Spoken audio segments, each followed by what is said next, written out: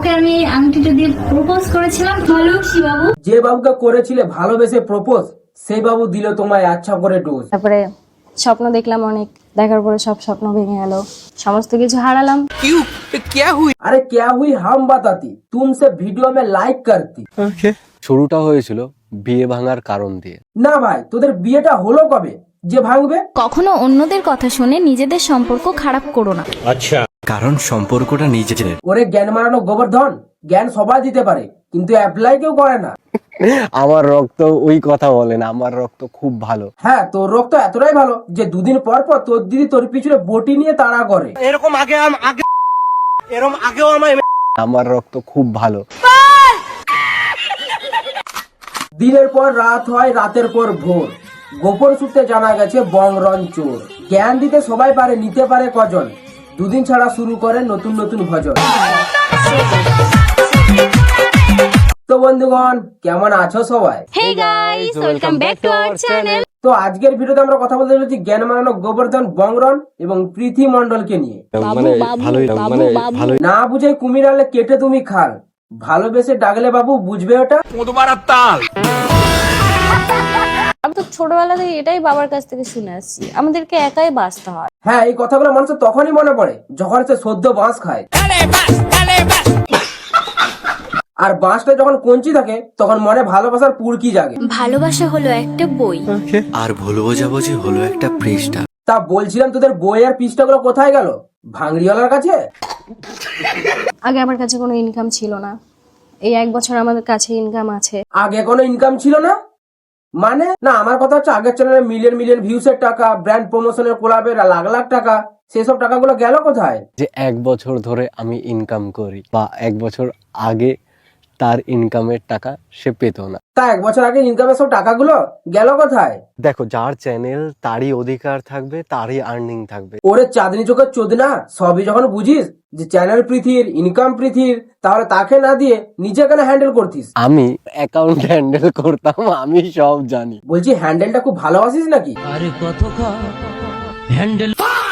আমি বংরনের account manage করি, পাই two পাই হিসাব না পুরো ছুঁড়ে মারবো মুখে। শালা তোর দিদি এদিকে বটি ছুড়ছে আর তুই এদিকে হিসাব। বলছি ছোটবেলায় 2 ভাই বোনে ছুড়াছুড়ি কম্পিটিশন করতিস নাকি?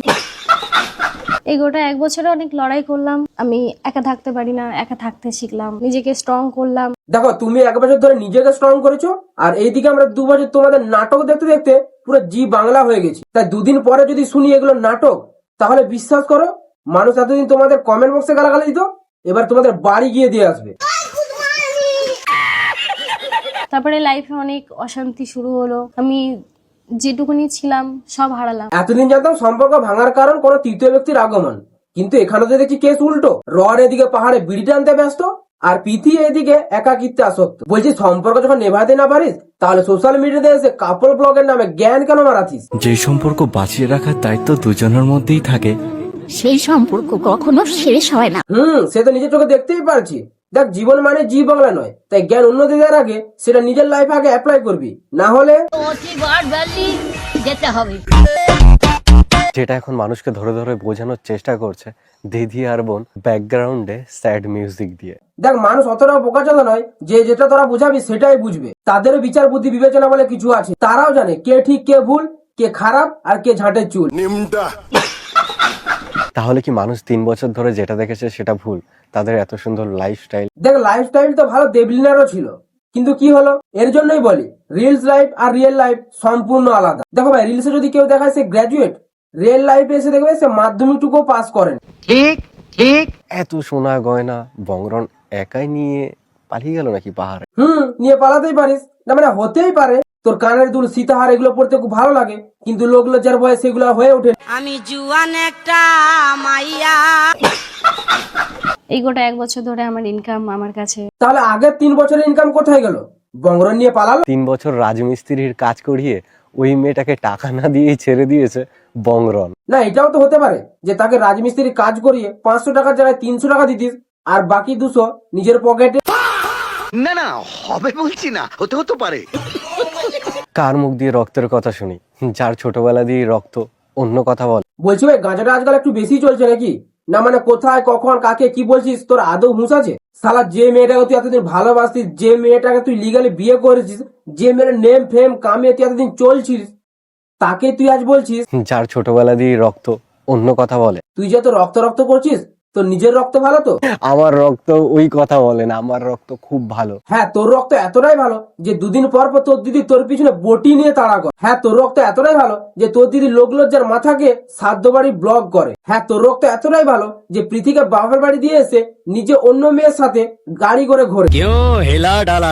বলছি ভাই রন, আগে একটু শোন, অন্য কিছু বলার আগে নিজেকে আয়নার সামনে দাঁড়াতে হয়। আমার রক্ত খুব ভালো। তা বলছি ভাই, কোন গ্রুপ? X positive? একটু ভেবেচিন্তে কথা বলবে, আমি সাবধান করলাম। তোর সাবধানতায় আমি হালকা মুদলাম। রোস্টাররা ছোটবেলার রক্ত উঠিয়ে দেখিয়ে দেবে। বলছি ভাই, আমরা কি মশা না ভ্যাম্পায়ার যে রক্ত ওঠাতে যাব?